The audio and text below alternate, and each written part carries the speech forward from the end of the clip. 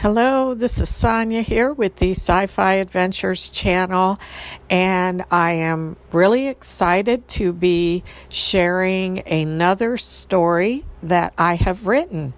And this one is called The Case of the Missing General.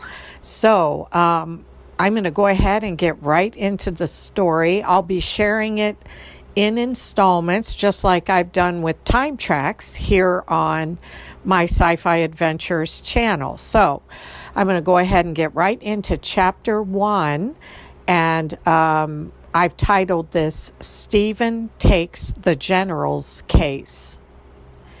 Stephen J. Stedinger had worked for the Daily Investigator for so many years that he thought he had seen it all. That was until he came across the most unusual case of his career, the case of the missing general. It was January 2008 and a little past midnight on a Friday as Stephen unlocked the driver's side of his Honda Accord and scooted in behind the wheel.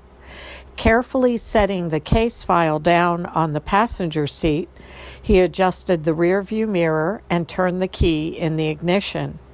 A drizzling rain was just beginning to fall, and as he turned on the windshield wipers, he found himself reflecting upon the crazy events of the day that had led to him taking the general's case. It had all started that afternoon when his faithful and longtime assistant, Dorian Starnes, with her usual disregard for knocking, had burst into his office looking as if she had seen a ghost. Struggling to catch her breath, she finally managed to blurt out, "Stephen, it's Sheila. She's in trouble, and we have to help her." Dorian's bright green eyes had looked pleadingly at Stephen as he ushered her over to the armchair in front of his desk, and although it was usually reserved for clients, he urged her to sit down. As Dorian was settling back into the cushioned armchair, Stephen remembered her mentioning on more than one occasion that she and Sheila had been best friends since high school. Considering their close friendship, Stephen better understood Dorian's obvious distress. Heading over to the sparkling water cooler in the corner, Stephen filled a cup with water and brought it to Dorian. After a few sips, she seemed more composed, although she was still a bit flushed as she launched into her explanation of what had happened. "Sheila just called and told me that they are planning to investigate her father, the general. Can you imagine that, Stephen? Apparently, he filed some kind of report stating that he had proof of the existence of interdimensional portals. I admit it all sounds far-fetched, and I do not really have the faintest idea what he could be talking about. But I do know this, the general is a good man, and he does not deserve this."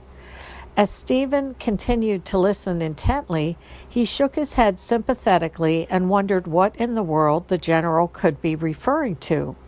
Like Dorian, he had never even heard of portals before, much less interdimensional ones.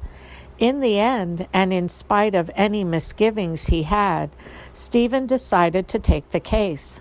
Reassuring Dorian that he would do everything within his power to help Sheila and her father, she left his office looking a great deal more relieved and calmer than when she had entered it. Stephen, on the other hand, no longer felt calm at all. In fact, the weight of the case was already heavily upon him as he sat pensively at his desk with furrowed brow, reading through the general's case file for the remainder of the day.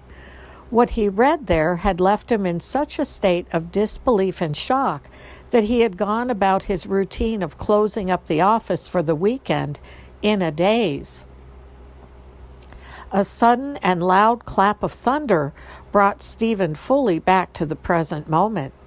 It was raining more heavily now, and the visibility was poor, even that poor enough that he switched on the brights to better see the road ahead. Fortunately, Stephen lived fairly close to the office, but he did have to take a few back roads to get to his home, that was situated in a semi-remote cul-de-sac. As he pulled up into his driveway, he was glad he had remembered to leave the porch light on that morning. Unfortunately, the rain was showing no signs of letting up, so he decided to make a run for it. Taking a deep breath, he picked up the general's file, sprinted out of the car, and ran as fast as he could to the front door. Wasting no time, he unlocked the door and entered the front foyer of his home. Quickly checking the general's file, he was relieved to find it intact and relatively dry.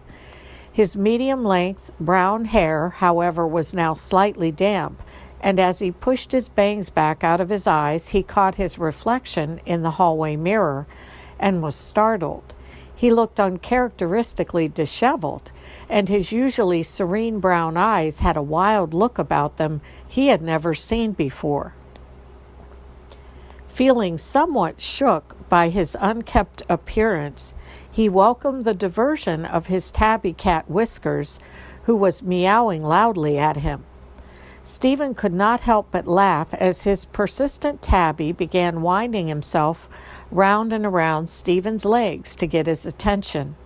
He deftly tossed the case file onto the side table in the foyer and leaned down to scoop Whiskers up into his arms. Purring happily, the tabby cat stayed only about a minute before jumping down and making a beeline for the kitchen. Stephen promptly followed after Whiskers. "Sorry, buddy, you must be hungry. I got tied up late at the office again."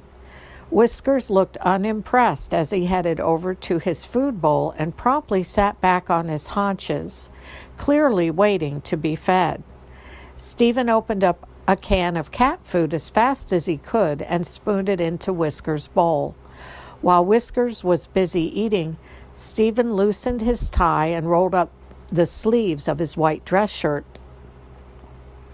Suddenly, a pang of hunger seized Stephen too, and he began rummaging through the leftovers in his refrigerator until finally settling on a container of vegetable fried rice.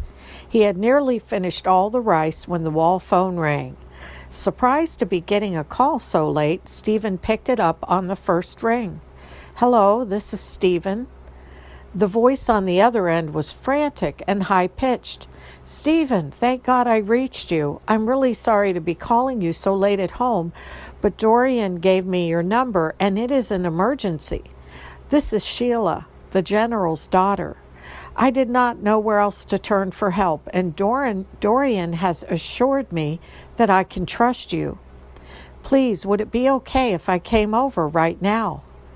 Stephen glanced at his kitchen wall clock. Even though it was now 12:30 a.m., he was suddenly wide awake. "Of course, Sheila, I will help you. Do you need the address?" "No, I already got it from Dorian. Thank you so much, Stephen. I can't tell you what this means to me. I would explain more over the phone, but I'm not sure that is such a good idea. Thank you again. I will be there soon. Oh, and since we've not yet met in person, I will be wearing a purple raincoat." Stephen heard a soft click followed by a dial tone and hung up. Bracing himself for the unexpected, he decided to make coffee, and after setting up his coffee maker, he placed 2 large coffee mugs side by side on the kitchen counter. He then quickly glanced over at Whiskers, happy to see him curled up in his bed and sleeping soundly. And Stephen spoke aloud. "I am glad at least one of us will be getting some sleep tonight." And that does conclude chapter 1 of my story, The Case of the Missing General. I hope you enjoyed it, and I look forward to being back with you very soon with chapter 2. Until then, thank you as always for joining me.